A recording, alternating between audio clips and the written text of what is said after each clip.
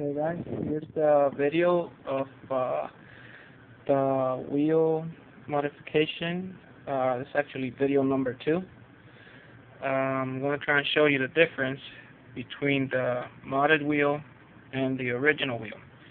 Now, as you can tell, there's all different kind of sizes here. What I did was I put the original wheel with the original hex spacer and the original tire right here. If you take a closer look, there's not a whole lot of difference between the steering rod and the tire itself. And as most of you have come to realize, when you're crawling and the wire collapses a little, it actually rubs up against the steering rod, which brings us to the modded wheel. Now this modded wheel has the factory hex. It's actually sitting the same way it would factory-wise, but because I made that modification, it sits this much further out, so there's no issue with the tire rod actually coming into contact with the wheel. Now, for those of you that were wondering, hey, but what he do with those spacers that he got before? Well, here they are. Right here, this is the factory setup. This is factory wheel on factory tire, but I put those aftermarket spacers on it. As you can see, there is distance in between them, which means those aftermarket spacers, they do the job. They do it pretty well.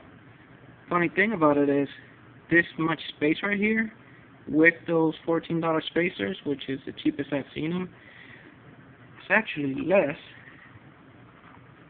than what you get when you do the wheel mod.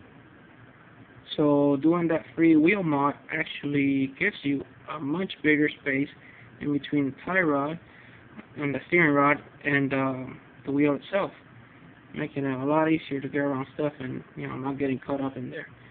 Now, and again, this is free. This other side over here, it's $14 plus shipping, of course. So I don't know. It turned out to be close to $20, which now that I realize it is kind of dumb, and I feel stupid for it. But anyways, over here, this crazy guy is the modded wheel with factory tire with the aftermarket spacer. That is a lot of space. It pretty much almost fit my finger in there. As far as size goes, this looks to be about half the width of the tire itself. Now, obviously, I wouldn't be running this size tire with that much offset on the crawler itself, because for one, it doesn't look good, and two, it sits way out there, which will make it really hard to get through some difficult terrain, and when the rocks are a little bit too close, that'll be a real pain in the butt. You wouldn't be able to get out because that is way too much space, and that wheel is sitting way out there. Now that is something you want to do if you're going to be running a really big tire.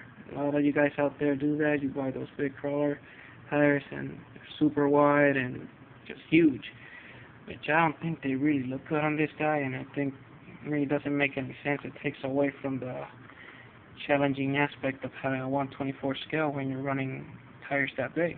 You might as well just get yourself a 1/18. But anyways, for those of you that want to stick to your factory wheel and tire, or just want to save a buck or two and still have fun with this crawler, I'd say this is the way to go. That is a free modification. You only have to have some glue. It doesn't matter what kind of glue. Just glue them suckers together, and you get enough room in there to do whatever kind of crawling you want to do. Again, you get actually better room and distance from the body than you will get with the aftermarket spacers. Way better than what you got with the factory setup. But you can tell, even here, if I don't push the wheel out, I have a tendency to want to rub up against it. I'm not even crawling. So my view on it is, this is the way to go before you go on spending any money on your crawler. And the reason I say that, not because I don't like the spacers. They're actually quite good and they serve their purpose. As you can see here, on the left you have the aftermarket spacer. On the right you have the factory spacer. This is those hex spacers. Like I said before, I paid $14 for those plus shipping. I'm sure they're cheaper now if you really look for them, but that's what I paid. So all in all, I paid about 20 bucks, including the shipping, just so that I could double the width of the factory spacer. Which, again, looking at it, wasn't really the best decision. Should have just made this modification before and just be done with it. But the spacers work. They're good quality. They haven't given me any issues while running with Mickey Thompson wheels. I don't think I would have done it had I known that I could have done this wheel modification. Again, just another quick view to get an idea. That's factory spacer with the modded wheel on the right, factory wheel on the left.